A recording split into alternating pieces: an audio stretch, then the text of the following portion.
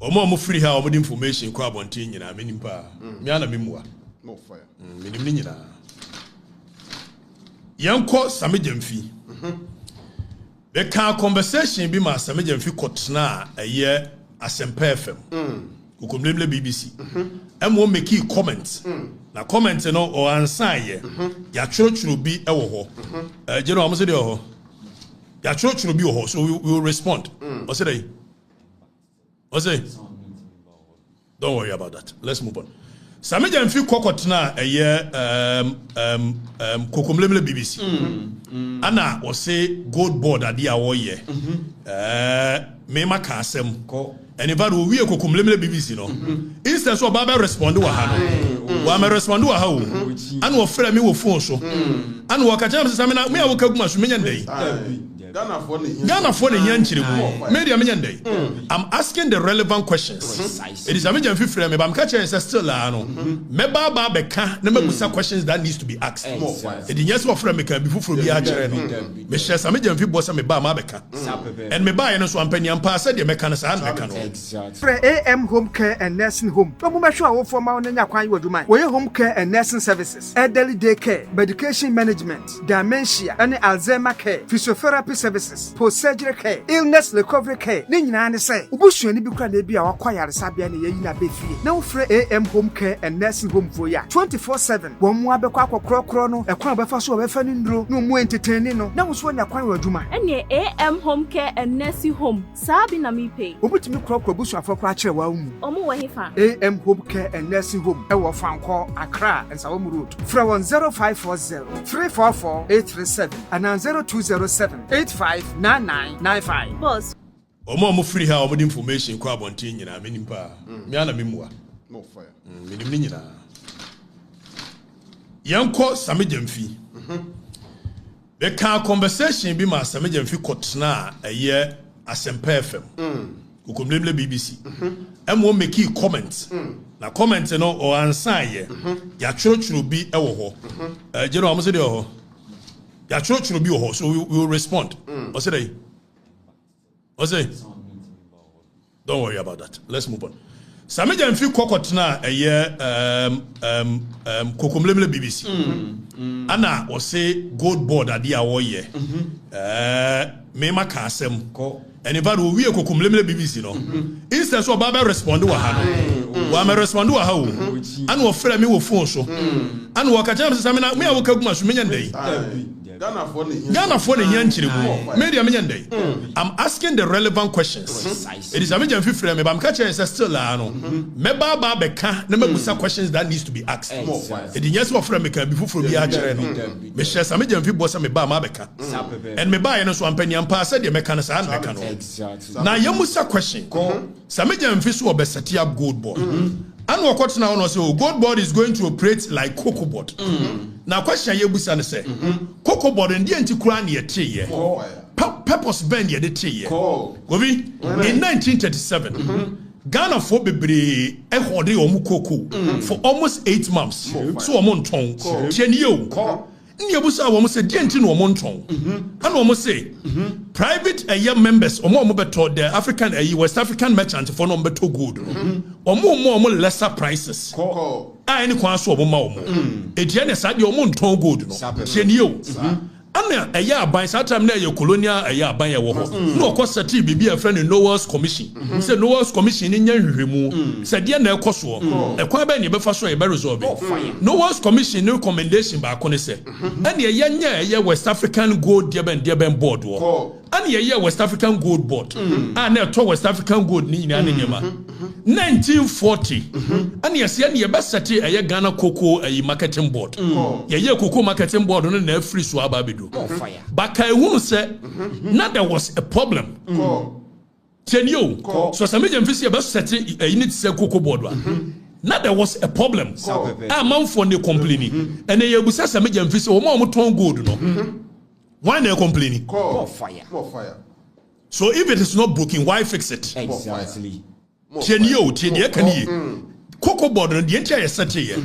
afa yasati cocoa board no but aya na esu omani su ne se omo pese omo ye price stabilization ne brofo akese se de be ye akuafo ne ebetumi aboa omo na omo ho ato omo ne fa hi ne kosi hi ne keka ne si one time ene akuafo ho ato omo akuafo didi cocoa akuafo omo yeskafo aban ne kono okoje world market price of cocoa say ye 10 cedi wo ba no ma cocoa akuafo 5 cedi 4 cedi beboa no mo tena nkran no mo didi amen kofitie ni o cocoa akuafo omudo cocoa no a randia beti ha wono cocoa wonim cocoa aba na mo no na decided wo de be man krofo no no randia be atena ha no age eyeska pewa no wadi no amen no ayekese na hia cocoa akuafo.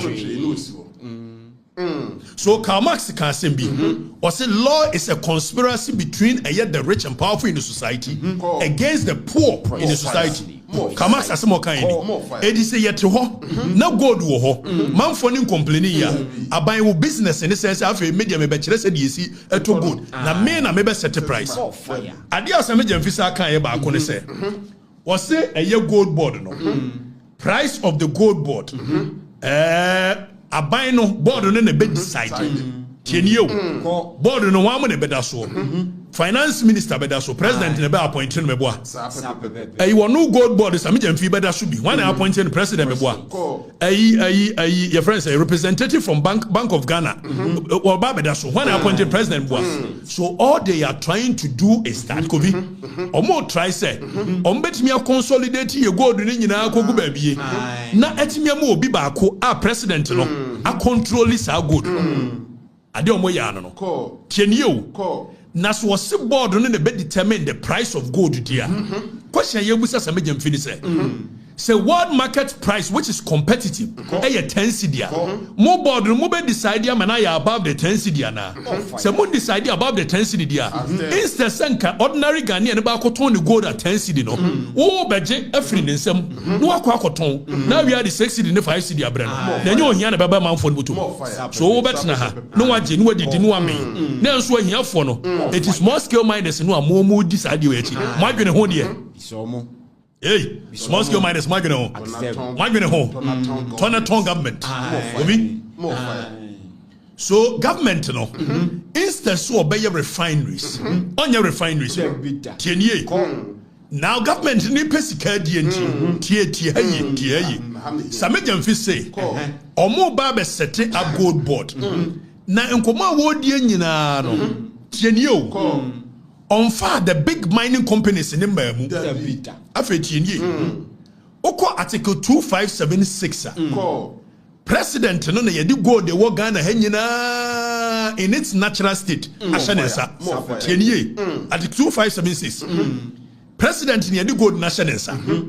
Manfo ni gold no. And the president no wo ho kwan say otimi kase me pe gold autonomous stabilize city. It may be company. Said the mrebe na mo Anglo gold ni de keke ka ho no. And then a president ni enye na gwene. So a mining company. Say Ghana bauxite. Said the be enough gold aton.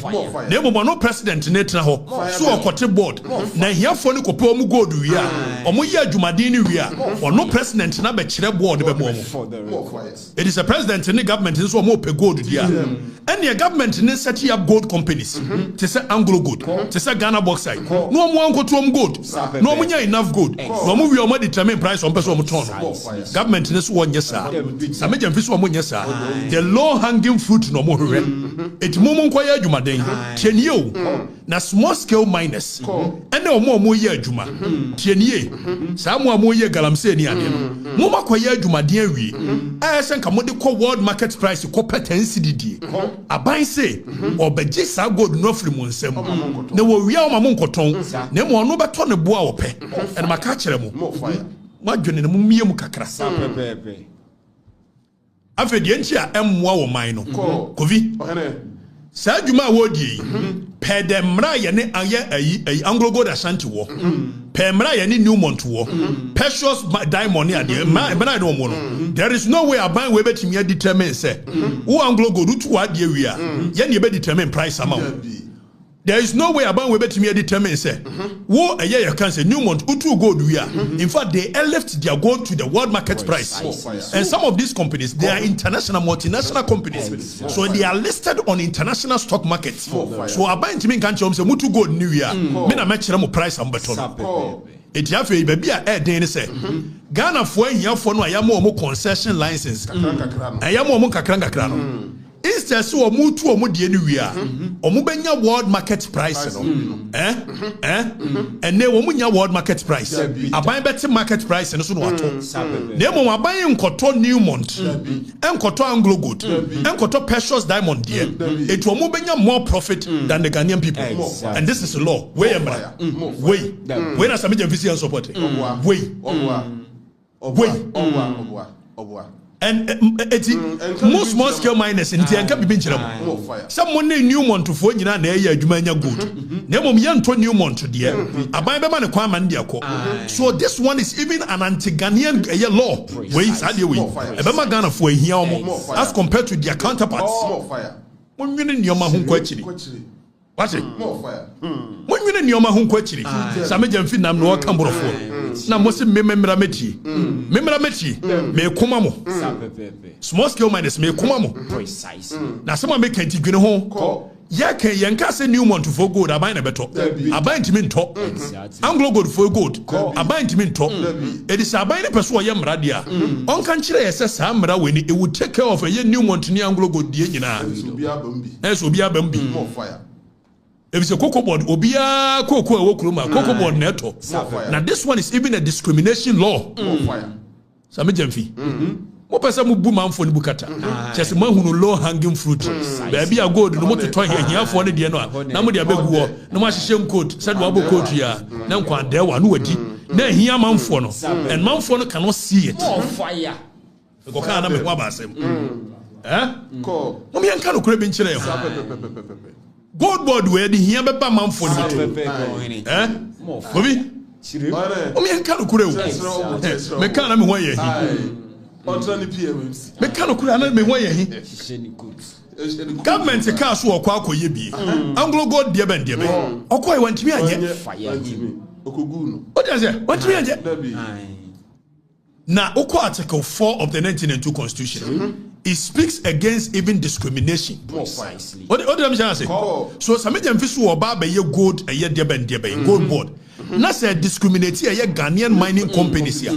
It is against the Constitution. Exactly. If it's a umra way no, on can't try as what a young Gold from penny for aba or betuam gold. What you can try? You can't try it. It is a multinational company. Precisely. Mumiem wadwene nim anya politics o mumiem ate baby abebo amanfo ndi omunye board ho gobi so obesi factory onye me hu ye nka asase boa ye de anka manfo ni ye wi om left right center edika mo pe board wasia anka ye rent board number ye se manfo ni ntimi ntua om dan ka na determine the price across board anya sa eno do omunye e ho sika mbam omu determine the price of a year rent across board do omunye aban so the krata pen and I'm saying law is a conspiracy between the rich and powerful in the society against the poor or you su krata se memo obi ankoton ni gold biu na nya asamua ana wo se Sammy Gyemfi say eye India for ne China for ACC eye gold for o ma be complaini o ma ka bibia kire na sa aban se sampani ampa yesisi wo mu dia we are in a liberal eye market we are in a free market economy where the government over the period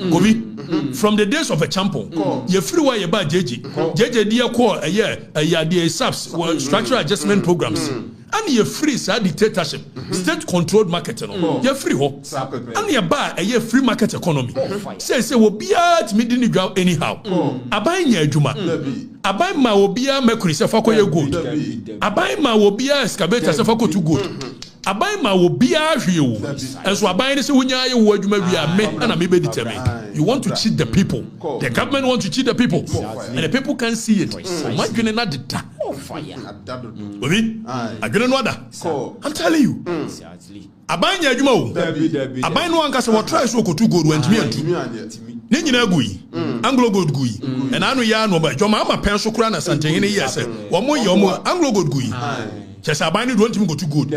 Be a bread in the sika go to good. No, a buying so on the determine the price. And a man for now, it is small scale miners more green than you. Most go ahead. It only Anglo go to two. Only precious mine two. Precious mine back or 20 dear 10 city were my gas. Nagana, Babais were transfer to good. No, 26 cities. Why been into who you soon?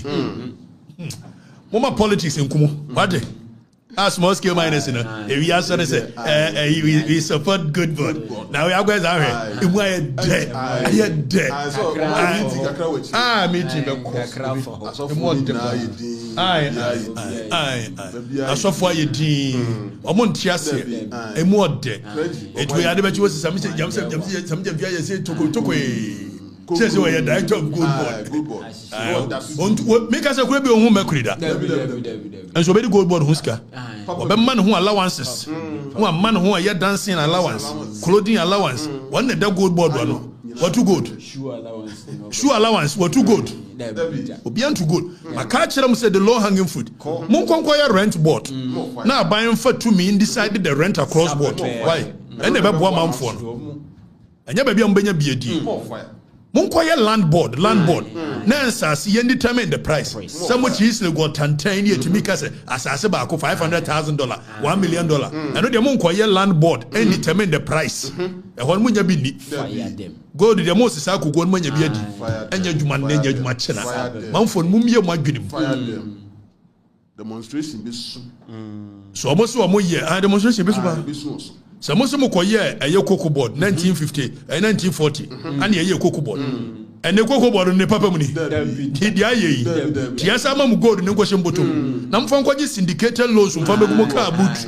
Namunimwa and your man then get much. I never know. Fire. And I'm on Canacre. Fire. Fire. The minus in Timon Mene. What Tias and Kergua. What you body. One minute say, or Yano. Sabansi China forces Mudia. And you are buying one market in him. No one can chance a China for Mamu 2 city or no buy the Mamma 3. And no grab my China for it to become Mamma 4. So it becomes competitive. A buying pet or per year 4. Tin was a good board. Quad there were. Or Becreo Biano Wagen. Or Chessie animal. Or Chessie animal. Sammy Gyemfi. Now, say an MPP for near you. What can someone instance of Baby Yano? No one in Cocomelem BBC Cambrofo, and no Boko Comlemeno, a baby of phone one. Now, Benechi, no, I did your mushroom. Hey, I have talked today. Honey, I can walk. One for honey, some of you were friend, me catcher and pain. Say, Miniano, no dear. I will do baby because I told we're friends. You say, my friend, we are friends. We are still brothers. But for God and the country, Yamamunya na moye no. Mo be we are minus no. Small scale minus no mo didi mo anim no. O mo ye nipa bonefo. If sade e wo dwene ho pa be ma hia mo. Mo ye nipa bonefo. How does Abanye beto gold at a lesser price help you? E wa bra your world market price for what that. E fan to shortcut abanye. Shortcut abanye. I'm a menugra. Now you guys are new every. So Okatakyire. Tin your friend say. Shortcut abanye.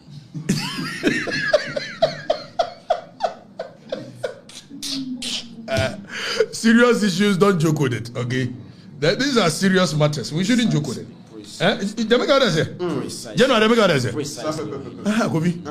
It is all my radio making me about pictures. Mame. We are quite teacher and a drew baby as who are near you. Still, an episode. Why? We are the saying 4.5. Young toy. Teacher. Before see about next one, Monko a year GhanaRecords.com and Conco ready a year commentaries near the stories. Eka cry, remember no a year voter region. And this is stronghold. Ensure for more. Nemo Munya political capital out of Inti. Once Monko, and so me Percy and a BP be a Didia, K. Dominica duo. It's a